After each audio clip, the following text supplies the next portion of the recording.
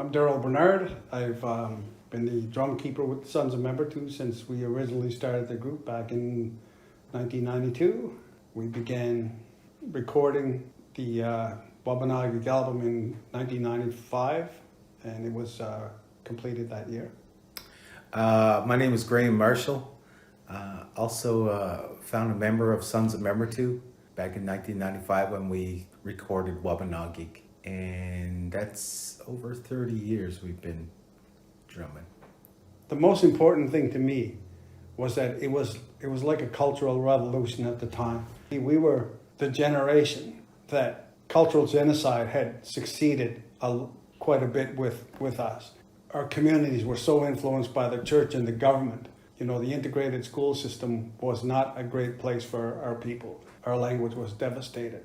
The mid-1980s to the early 1990s, there was a cultural revolution a cultural renaissance amongst our people where we searched for more of our culture. And our elders came to myself and my wife Sharon and asked us to bring back the drum.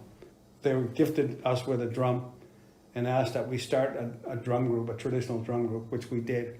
And Graham was one of the originals. There were four of the original members of the Sons of Membertou, and we started doing traditional songs that we've learned. Traditional songs were available through other recordings or through, that were protected in our community and kept in the Beaton Institute.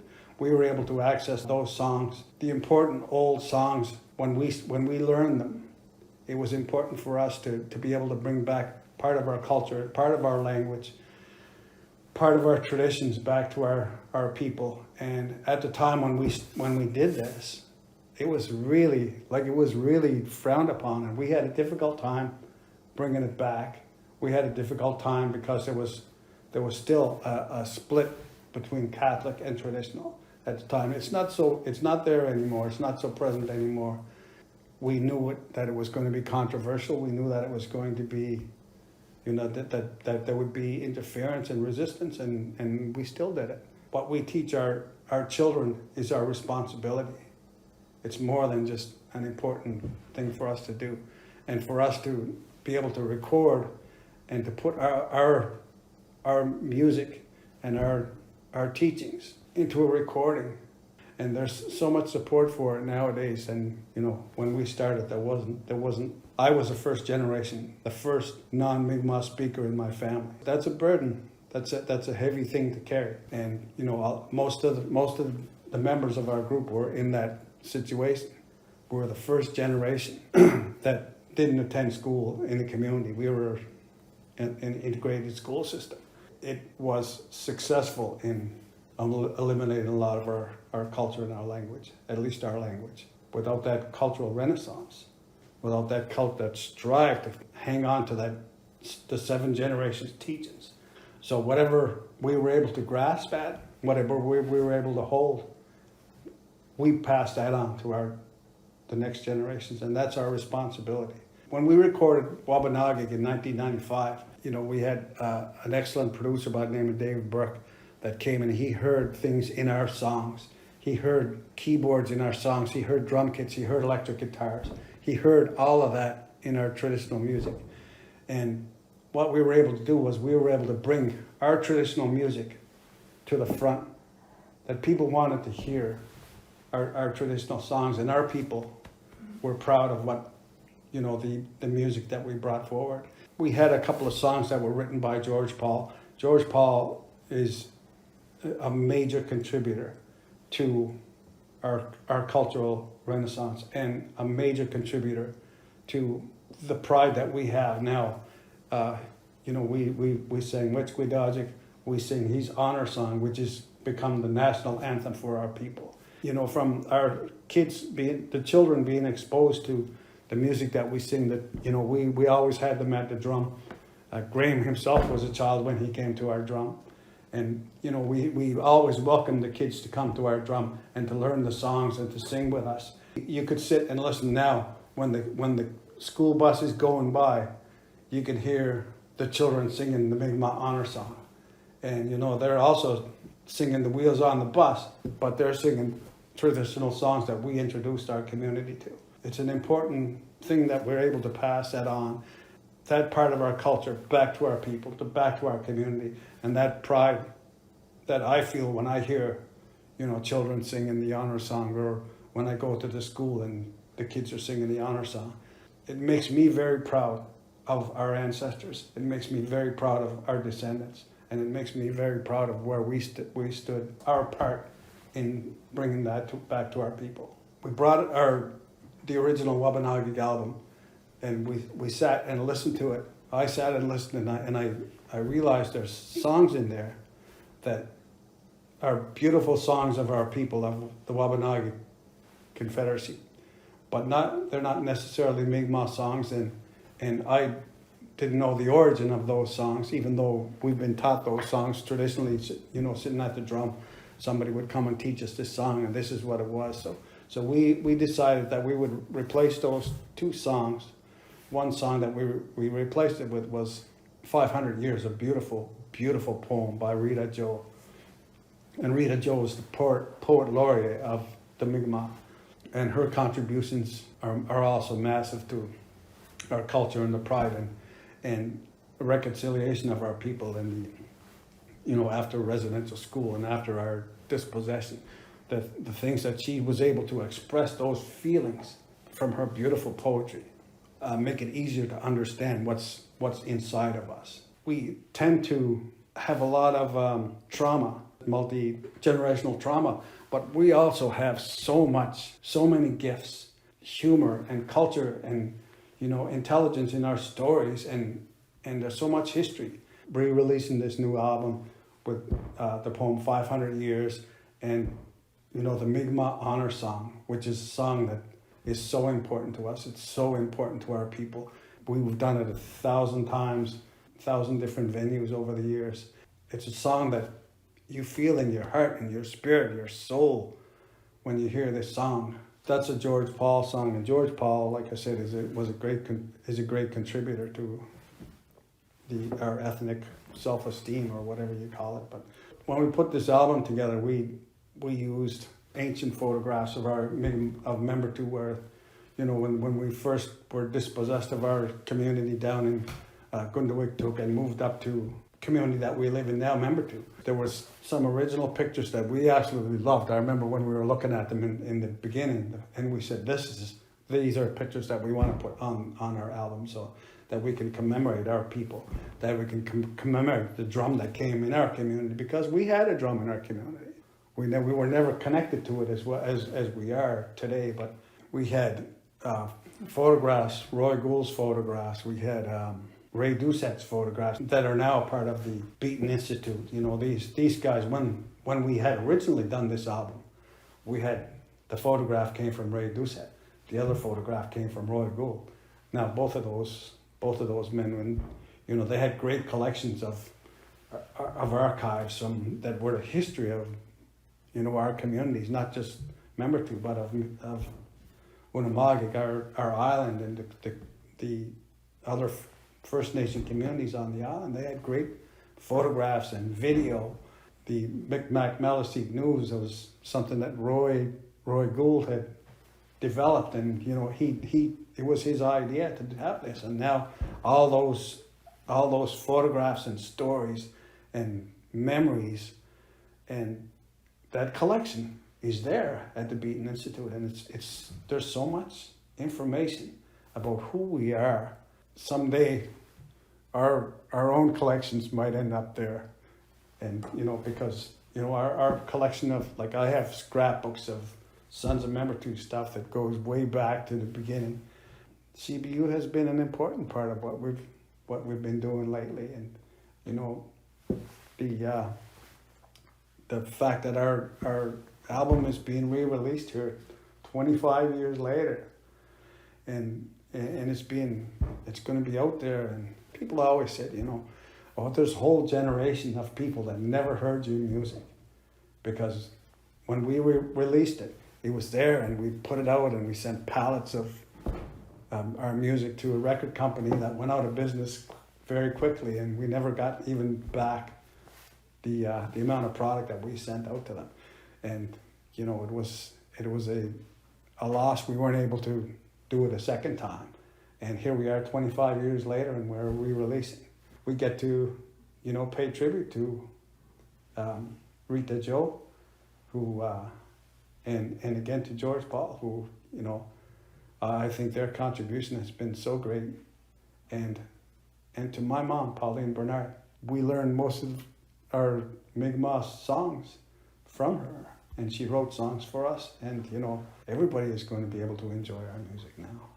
I have great respect for everybody involved. Our album, Wabanagik, will be released in partnership with Smithsonian Folkways and Center for Sound Communities in Ottawa at the Canadian Museum of History this fall. The fact that the Smithsonian Institute and the Canadian Museum of History is partnering on releasing the Sons of Membertu's album, I think it's an important part of truth and reconciliation. So just working, partnerships with this funding that we did with the Smithsonian Folkways. As Darrell mentioned, you know, it's an amazing project, and through truth and reconciliation is very important. But also even the Smithsonian in Washington, D.C., the Smithsonian Museum of Native Americans. Our nation right now is working right now with them, and we are going to build, and in the process of building our own museum as well in Nova Scotia, and in partnership with Smithsonian, bringing those artifacts back into Mi'kmaq territory. Also, what we really need and what we really want is relationships, to get to know one another.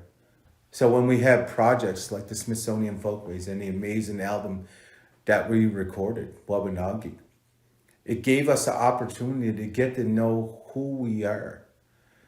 It was an opportunity that they were giving us the keys to our ancestors. So when we look at the Beaton Institute, when we look in the Smithsonian art and seeing the artifacts of something our ancestors actually made, these amazing baskets, or when we look at the collections of those old recordings and hearing our ancestors speak, that's so important when you say it out loud and when you really think about that. Yeah, in academia, yeah, they're collections, they're archives. But when we take a deeper look into it and when we put an indigenous eye into that, we can actually hear what our ancestors are telling us.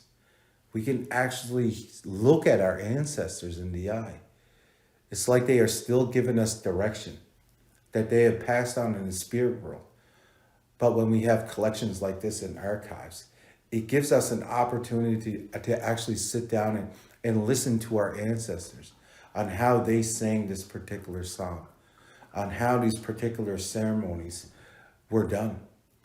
So when we made that album, we were actually making history, and we were digitizing it so that when it's our time to go into the other world, that is our legacy.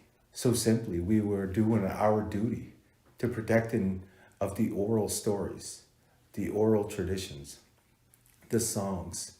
And that's why the opening part of that album is so important, of when Darrell talks about the rebirth of Illinois. It's the rebirth of who we are.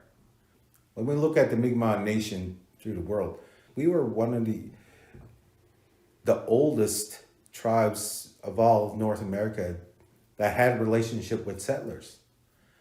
There are so many tribes that are extinct today. There are so many tribes that can't speak their language today that are trying. But us having the longest relationship with settlers, we're still able to speak our language. We're still able to protect our culture and our ceremonies. So what the drum has done that, and that's why we are so thankful for the drum when we wake up each day, it gives us an opportunity to understand our language. It gives us an opportunity to speak our language. And, Darrell's mom is an important part of that. Because when we were making that album and when we were learning those songs, and she was giving us those songs, it's such an honor, because that is something so sacred that she has given us.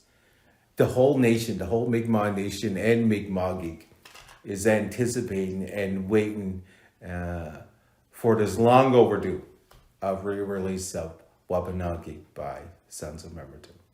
I think this gives an example and a prime example of how institutions have a relationship with indigenous tribes and communities, of how important our artifacts are, how important our songs are in our culture. When we look at institutions such as the Smithsonian and so many other different museums that are throughout the world that are now in the possession of indigenous artifacts, right now in their museums all throughout the world, I think they have to have a conversation with themselves and who really owns that? And is it really right and fair to have that? That is so sacred, and that is so important for not only the Mi'kmaq Nation, but so many tribes throughout Turtle Island. I think now is the time that to give those artifacts back, because those are the keys to get to know who we were and where we come from, our history, our ancestors. So when we have sound recordings, that gives us an opportunity to go back. Your ears are going back into time of listening to those ancestors, of how they were saying certain types of words. So kind of like rekindling that, as well as warming their heart and making sure you're instilling pride in a people that we were so oppressed for such a long time.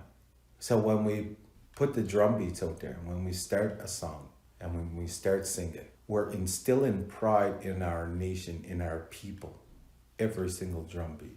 A lot of the traditional songs go back before we were First Nations, before there were First Nation communities. And, you know, a lot of the songs go back to a time when we were free to walk the land and live on the land, to recognize our old communities prior to our dispossession, before we were moved from, you know, King's Road, before we moved from Gundawiktuk and Mugalahadi, and before we were moved from Kwisampkaya, before we moved from Kansol, and then put on reserves. These songs existed. You know, these stories that we had, these stories that we held existed, were a collection of people that were gathered up from different communities across the island and further and beyond. You know, from different communities in Mi'kmaq.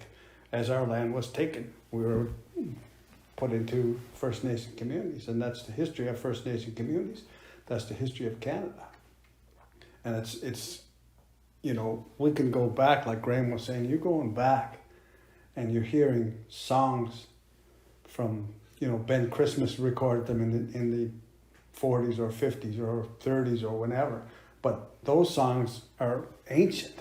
They're back before, you know, sometimes even before, of course, before our dispossession, but even before that in a lot of cases. You know, some of these songs go back pre-contact, you know, before Europeans stepped foot on this land. That's the kind of pride that we want to be able to bring back to our people. We're at a point where we know who we are. We know who our people are. We know who our grandfathers were, our grandmothers were, our ancestors, and our descendants. We know who we are. So we identify now as Mi'kmaq. Mi'kmaq. If there's a general term for all of us, it's indigenous, and it's a comfortable word for us. And I think that's an important part of what we've discovered.